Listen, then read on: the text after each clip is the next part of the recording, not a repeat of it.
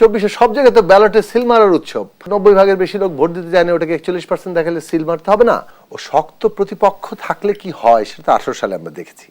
মানে নামার পরে আপনি গ্রেফতার হবেন, মামলা দিবে, ভোট কেন্দ্রে কাউকে যেতে দিবে না।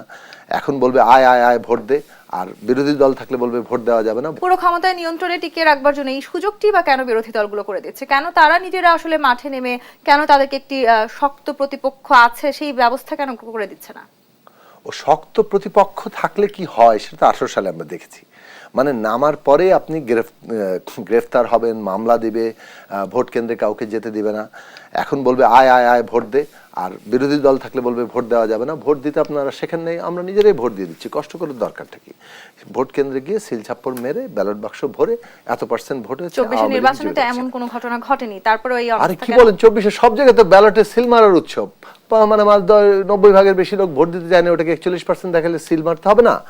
তাও তো ওটা লাভ দিয়ে 28% পর্যন্ত সিল মেরে উঠিয়েছিল, তারপর এক লাভে 41%।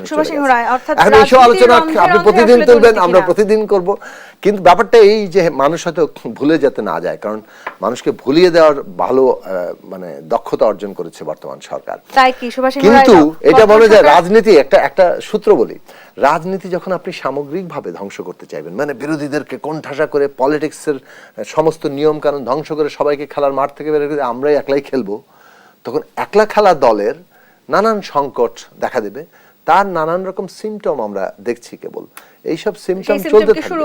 তবে আমি আবারও বলি, হ্যাঁ শুরু হয়েছে তো বটে। আমি বলি, বাংলাদেশে বিরোধী দল 31 দফা রাষ্ট্র ব্যবস্থা সংস্কার করে সুনির্দিষ্টভাবে ক্ষমতা কাঠামো, দুর্নীতি দমন, দেশের মানুষের অধিকার, এই সমস্ত বিষয়ে 31টি দফা হাজির করে অর্থ ব্যবস্থা, অর্থনৈতিক ব্যবস্থা, সাংস্কৃতিক ব্যবস্থার রূপান্তর, এগুলো করে বিরোধী দল একটা রক্ষণীয় আন্দোলন করছে।